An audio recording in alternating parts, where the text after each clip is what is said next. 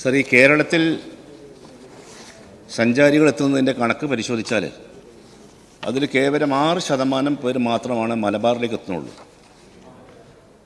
മലബാറിൽ ഒട്ടനവധി ടൂറിസ്റ്റ് കേന്ദ്രങ്ങളുണ്ട്. അത് സഞ്ചാരികൾക്ക് അറിയാൻ സാധിക്കുന്നില്ല. അത് വേണ്ടതുപോലെ അതിന് പ്രചരണം കൊടുത്തിട്ടുമില്ല. അപ്പോൾ അതുകൊണ്ട് മലബാറിലേക്ക് ഈ ടൂറിസ്റ്റുകളെ ആകർഷിക്കുന്ന തരത്തിലുള്ള ഒരു പ്രചരണ പരിപാടി സംഘടിപ്പിക്കാൻ തയ്യാറാവുമോ എന്നുള്ളതാണ് എൻ്റെ ചോദ്യം. Yes minister. സർ, അത് വളരെ ഗൗരവത്തിലുള്ള വിഷയമാണ്. 2021 LDFിൻ്റെ പ്രകടന പത്രികയിൽ തന്നെ മലബാർ ടൂറിസത്തെ വികസിപ്പിക്കാൻ പ്രത്യേക ഇടപെടുമെന്ന് പറഞ്ഞിരുന്നു.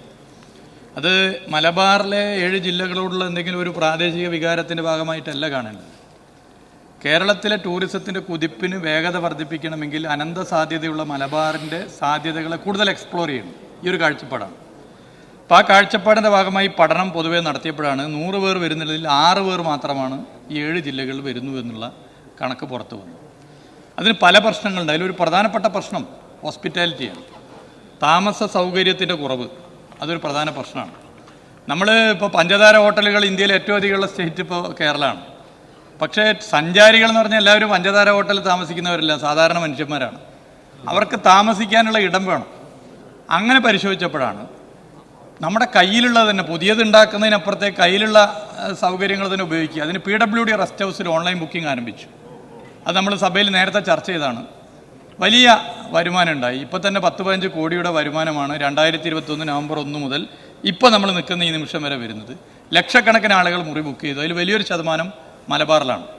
സർ, മലബാറിലെ ടൂറിസത്തെ വികസിപ്പിക്കാൻ വേണ്ടി ഒട്ടേറെ കാര്യങ്ങൾ ഈ 3 വർഷക്കാലം ചെയ്തിട്ടുണ്ട്. ഞാൻ അതിൻ്റെ ഓരോന്നോരോന്നായി ഇവിടെ പറയാൻ ആഗ്രഹിക്കുന്നില്ല. പ്രത്യേക പദ്ധതികൾ ഇതുമായി ബന്ധപ്പെട്ട് നടപ്പിലാക്കിയിട്ടുണ്ട്. പ്രത്യേക ഫെസ്റ്റുകൾ ഇതുമായി ബന്ധപ്പെട്ട് നടപ്പിലാക്കി മുന്നോട്ട് പോകുന്നുണ്ട്. അതിൻ്റെ ഏറ്റവും വലിയ മുന്നേറ്റമാണ് വയനാട് ജില്ല. വയനാടിനെ പ്രത്യേകം മാർക്കറ്റ് ചെയ്യാൻ വേണ്ടി നടത്തിയ ഇടപെടലുണ്ട്. അതേ ഇവിടെ മാർക്കറ്റിങ്ങിനെ കുറിച്ച് ചോദിച്ചുകൊണ്ട് ഞാൻ പറയുകയാണ്. മുമ്പ് സഭയിൽ പറഞ്ഞതുകൊണ്ട് ഞാൻ ആവർത്തിക്കുന്നില്ല. ഇപ്പോൾ മലബാർ ടൂറിസത്തെ വികസിപ്പിക്കാൻ വേണ്ടി പ്രത്യേക വ്ളോഗ് മീറ്റ് സംഘടിപ്പിക്കാൻ തീരുമാനിച്ചിരിക്കുകയാണ്. അത് മലബാർ ടൂറിസത്തിൻ്റെ ഈ ജില്ലകളെ വികസിപ്പിച്ച് കൊണ്ടുവരാൻ വേണ്ടിയിട്ടുള്ള ഈ വ്ളോഗ് മീറ്റ് മലബാറിലെ ടൂറിസ്റ്റ് കേന്ദ്രങ്ങളെ കൂടുതൽ ലോകത്തിന് പരിചയപ്പെടുത്താൻ വേണ്ടി സാധിക്കും. അതുപോലെ സാർ, ഗൾഫ് രാജ്യങ്ങളിൽ നിന്നുള്ള സഞ്ചാരികൾ, മലയാളികളല്ല അല്ലാത്ത അവിടുത്തെ സഞ്ചാരികളെ ഇങ്ങോട്ട് കൊണ്ടുവരാൻ വേണ്ടി പ്രത്യേക പദ്ധതി ഇപ്പോൾ ആവിഷ്കരിച്ചിട്ടുണ്ട്.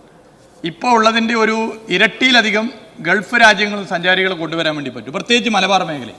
അതിനും പ്രത്യേക പദ്ധതി ഇപ്പോൾ ആവിഷ്കരിച്ചു. ഇപ്പോൾ ഏതാനും ദിവസം മുമ്പാണ് ഇതുമായി ബന്ധപ്പെട്ടൊരു മീറ്റിംഗ് നടത്തി വളരെ വിജയകരമായി പോയിട്ടുള്ളത്.